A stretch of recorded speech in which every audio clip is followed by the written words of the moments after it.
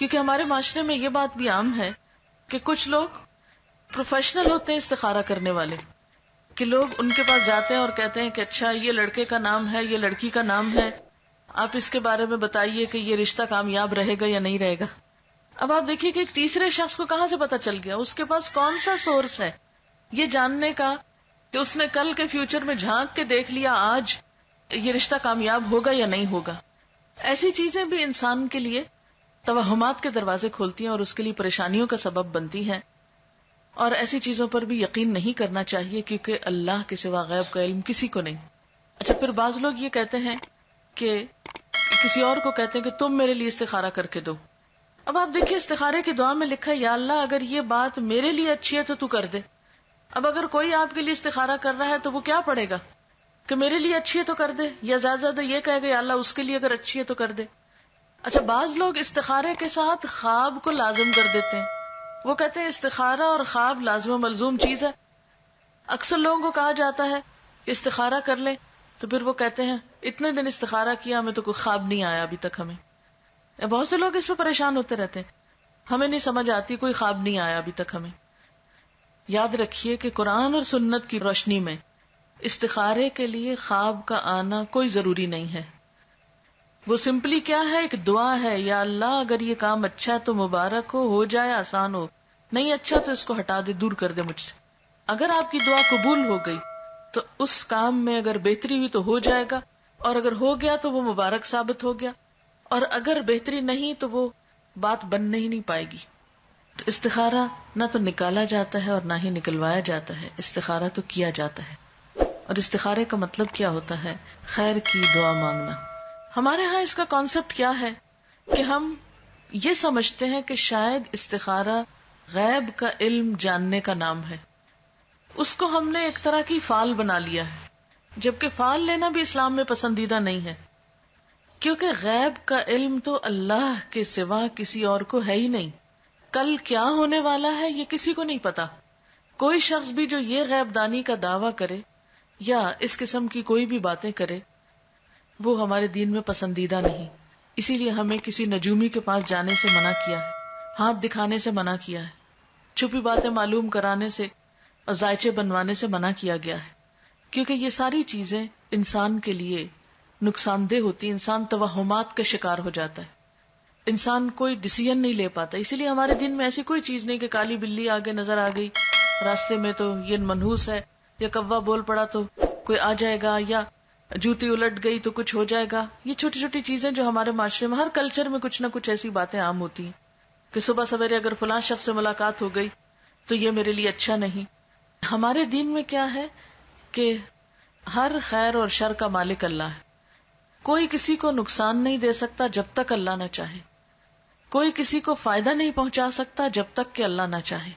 اس لیے ایک مومن جو ہوتا ہے وہ لوکانیات پہ، یعنی کاش یہ ہوتا، کاش وہ ہوتا، وہ اس پر اعتماد نہیں کرتا، اور نہ اس کی زندگی میں کاش ہوتا ہے. اور بہت زیادہ کاش کہنے سے بھی منع کیا گیا ہے کیونکہ یہ شیطان کا دروازہ کھول دیتا ہے. یعنی شیطان کو انسان کے دل میں وسوسے ڈالنے کا موقع مل جاتا ہے، انسان کے دلوں میں حسرتیں پیدا کرتا ہے.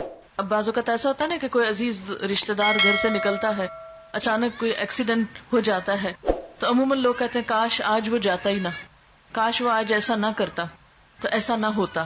تو بات یہ ہے کہ کاش کی وجہ سے کوئی چیز ٹلتی نہیں.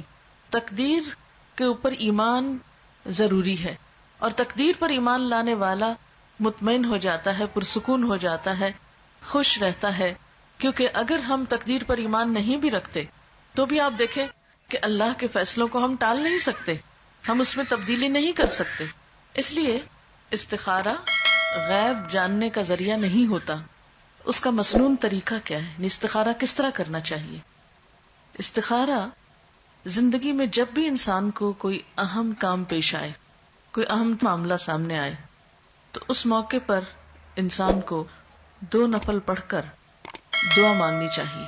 2 نفل اس بات کے، اور وہ مسنون دعا کیا ہے؟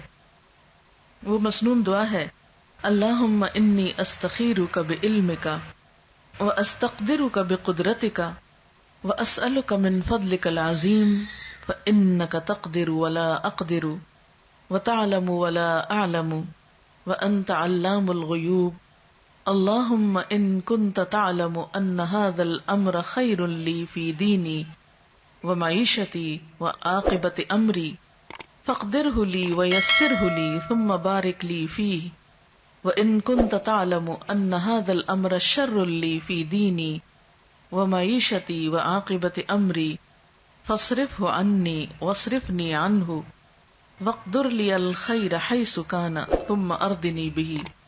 یہ ہے مسنون دعا. اس کے بارے میں حدیث پاک میں آتا ہے، حضرت جابر رضی اللہ تعالی عنہ کا بیان ہے کہ نبی صلی اللہ علیہ وسلم جس طرح ہمیں قرآن پڑھایا کرتے تھے اسی طرح ہر کام میں استخارہ کرنے کی بھی تعلیم دیتے تھے. فرماتے جب تم میں سے کوئی کسی اہم معاملے میں فکر مند ہو تو 2 رکعت نفل پڑھے اور پھر یہ دعا پڑھے. یعنی آپ صلی اللہ علیہ وسلم جیسے قرآن پاک کی کوئی سورت سکھاتے تھے ایسے ہی یہ دعا سکھاتے تھے اپنے صحابہ کو. اور ساتھ ہی کیا تعلیم دیتے کہ جب بھی کوئی اہم کام ہو، اہم معاملہ ہو تو کیا کرو؟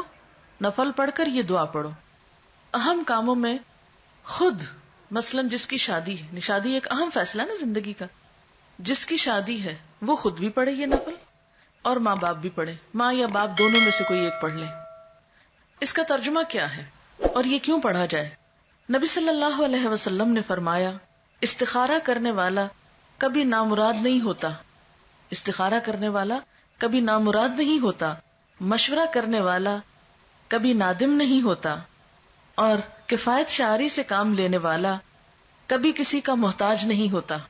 یعنی جو شخص مشورہ کرتا ہے اس کو پھر شرمندگی نہیں ہوتی، اور جو شخص بچت سے کام لیتا ہے پھر وہ کسی کا محتاج نہیں ہوتا، کیونکہ وہ اپنی ضرورت کے وقت کے لیے پہلے سے ہی تیاری کر کے رکھتا ہے. اور اللہ تعالیٰ سے استخارہ کرنا یعنی ایک طرح سے مشورہ کرنا بھی ہے اور خیر کی دعا مانگنا بھی ہے. یہ انسان کے لیے ایک سعادت کی بات ہے کہ وہ کسی اہم معاملے میں اپنے رب سے مشورہ کر رہا ہے اور پھر اس کے فیصلے پر راضی ہے. اور آپ جانتے ہیں کہ تقدیر پر راضی ہونا جو ہے، تقدیر پر راضی ہونا یہ ایمان کا حصہ ہے. جب ہم استخارہ کرتے ہیں اور اس کی دعا پڑھتے ہیں تو اس کا مطلب کیا ہے؟ دعا کا ترجمے سے ہی آپ کو پتہ چل جائے گا. ترجمہ ہے خدایا میں تجھ سے تیرے علم کے واسطے سے خیر کا طلبگار ہوں، تیری قدرت کے ذریعے تجھ سے تیرے عظیم فضل کا سوال کرتا ہوں، اس لیے کہ تو قدرت والا ہے اور مجھے ذرا قدرت نہیں، تو علم والا ہے مجھے علم نہیں، تو غیب کی ساری باتوں کو خوب جانتا ہے. خدایا اگر تیرے علم میں یہ کام میرے لیے بہتر ہے میری دین اور دنیا کے لحاظ سے اور انجام کے لحاظ سے تو میرے لیے اسے مقدر کر دے. یعنی جب کسی بھی کام کے لیے ہم استخارہ کریں تو اس کو ذہن میں رکھنا چاہیے کہ اگر یہ چیز میرے دنیا اور آخرت کے لحاظ سے اچھا ہے تو اس کو میرے لیے مقدر کر دے، یعنی میری قسمت میں کر دے، میرے لیے اس کو آسان کر دے، میرے لیے اس کو مبارک بنا دے. اور اگر تیرے علم میں یہ کام میرے لیے برا ہے میرے دین اور دنیا کے لحاظ سے اور انجام کے لحاظ سے تو اس کام کو مجھ سے دور رکھ اور مجھے اس سے بچا کے رکھ اور میرے لیے خیر اور بھلائی مقدر کر دے جہاں کہیں بھی ہو، پھر مجھے اس پہ راضی بھی کر دے. کتنی خوبصورت دعا ہے. یہ ہے دراصل استخارہ کہ اللہ اگر تو یہ چیز میرے حق میں اچھی ہے تو اس کو آسان کر کے مبارک کر دے، اور اگر اچھی نہیں تو اسے ہٹا دے مجھ سے اور مجھے اس سے ہٹا دے. اب آپ سوچئے کہ اس استخارے کی دعا کا نتیجہ کیا ہونا چاہیے؟ یہی نا کہ یا تو کام ہو جائے یا پھر نہ ہو. اگر ہو جائے تو پہلے سے ہی ہم نے دعا مانگ لی کہ اللہ اب یہ ہمارے لیے بہت اچھا ثابت ہو، اور اگر نہیں ہوتا تو بھی ہمیں اس پہ راضی ہو جانا چاہیے، تسلی ہونی چاہیے کہ اللہ کو منظور نہیں اور اس میں ضرور ہمارے لیے کوئی بہتری ہے کہ اس کام کے ہونے کا سبب نہیں بنا. اور اس طرح انسان جو بھی فیصلہ کرتا ہے اس پر نادم نہیں ہوتا، پشیمان نہیں ہوتا، بعد میں پچھتاتا نہیں.